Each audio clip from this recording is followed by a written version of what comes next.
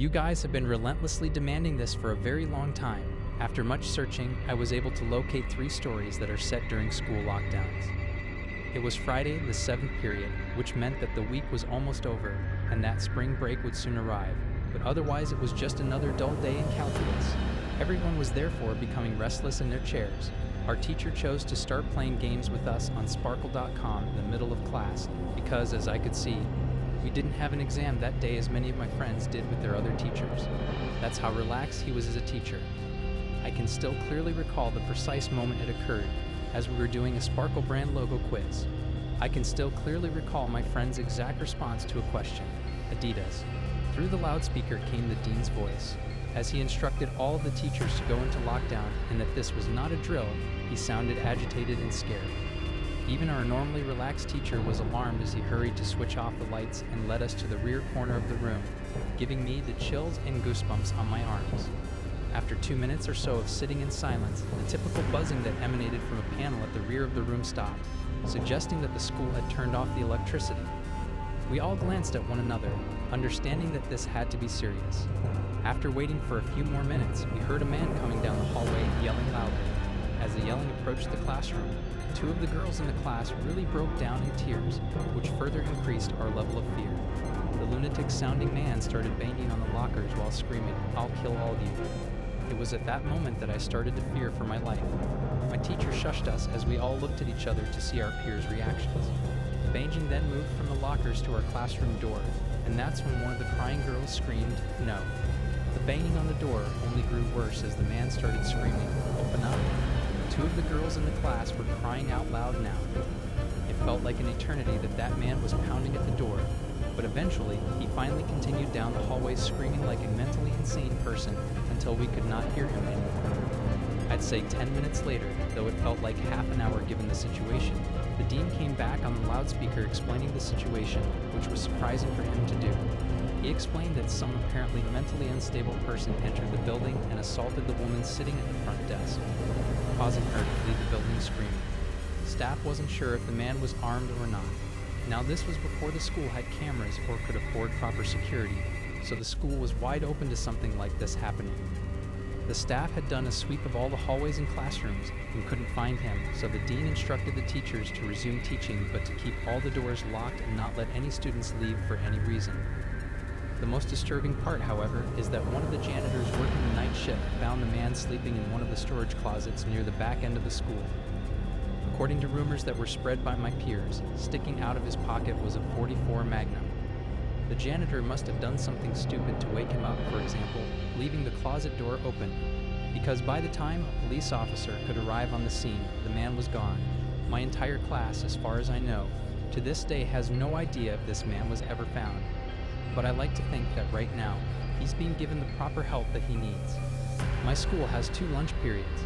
The first lunch period is for all 6th graders and some 7th graders, and the second lunch period is for the other half of the 7th graders and all 8th graders. The lockdown happened in the beginning of October. The day the lockdown occurred, it was overcast and rainy. During the first lunch period, I heard 4 loud booms. I personally thought it was thunder, but the entire lunch crowd started screaming. I was thinking those kids were just serious, __, but the campus security came in and started yelling at people to go into the multi-purpose room. The kids who were in line buying lunch had to throw out their lunch and come inside. Me and some friends went inside the room along with a huge group of other kids. Everyone was curious as to what was happening. Our multi-purpose room is huge, and the back wall of the room is made of see-through glass. When me and my friends were rushed inside, the campus security was covering the glass with the curtains, and there were adults at every exit. My friend Eric was curious, as well as the rest of us, so he asked one of the adults what was going on. When he came back, he said, "You know how right in front of TMS there's those houses?" I replied, "Yeah." He said, "There's this mentally disabled crazy man that barricaded himself in front of his house, and he's threatening to commit suicide and kill the cops if he's evicted. He was walking around outside of school, watching kids in a weird way." Eric told us it turned out the man was also a registered sex offender, making matters worse. We were stuck in the multi-purpose room for a whole hour, taking up 2 periods. After the whole thing was settled, we were escorted to our classrooms one by one. I later found out that the man lived next to my friend Brandy. who told me about the previous Halloween when she saw the same man at his window, cutting his arm and writing in his own blood, "Don't come here or I'll kill you," on his window. Of course, being Halloween, people, including Brandy, assumed it was just for the holiday. But after this horrific incident, we knew this man was mental, and we were glad he never got near us. I'm 22 years old, fresh out of college, and I recently got a job at my old high school as a sort of computer intern in the school basement. The basement of the school is very messy and disorganized, but there is a small 3-person office that's actually very nice down there. It has 3 nice big desks, 2 mini fridges, a flat-screen TV, mounted on the wall, and also satisfying air conditioning, a luxury the students and teachers cannot enjoy in the school, and of course, all the school servers and other computery stuff. I got the job because 3 of my old computer teachers flat out adored me. I could actually consider them as real friends, not just teacher figures, so they all helped tremendously in landing me this job. It's been great until something happened a few weeks ago.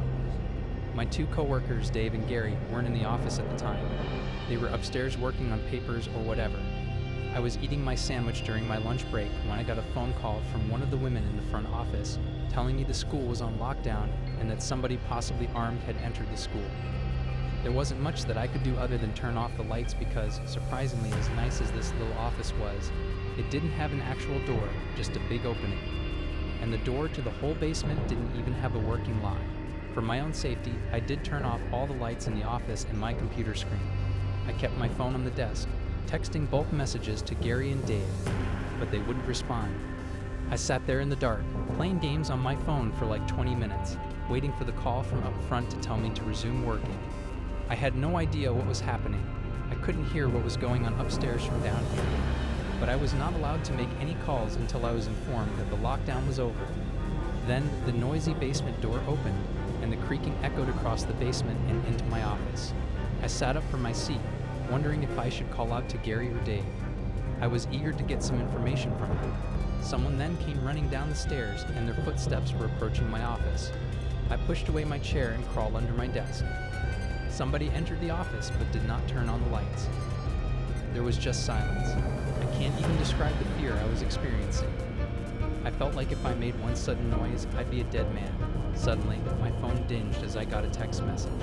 I felt my entire world shrivel up and die at that one moment as I clenched my teeth in fear. Footsteps suddenly moved closer to me until I finally dug out from under the desk in capitulation, begging whoever it was not to kill me. Just then, someone grabbed my arm and pulled me up. It was some guy in a red plaid button-up, jeans, and a reddish-black cap. He told me, "It's okay, I'm just down here hiding with you. What's going on up there?" I whispered to him. He kind of ignored my question and asked me if there was an exit down here. I told him, yeah, around that way. Before he could do anything else, I asked him, "Who are you?" A period of stillness passed before he began to explain. A teacher instructed him to conceal as he was entering to pick up his youngster. Following his explanation, I looked at my phone and saw the text message Dave had sent me. "Dude, this is __crazy," it said. Mr. Buckley was shot by a gunman. He had on a cap and a red shirt. In any case, avoid going upstairs. Before I knew, I was going to read that text to the man again out loud. I felt sick to my stomach as I gazed up. It appeared that the man noticed my suspicious gaze. I was so scared that my only thought was to run upstairs.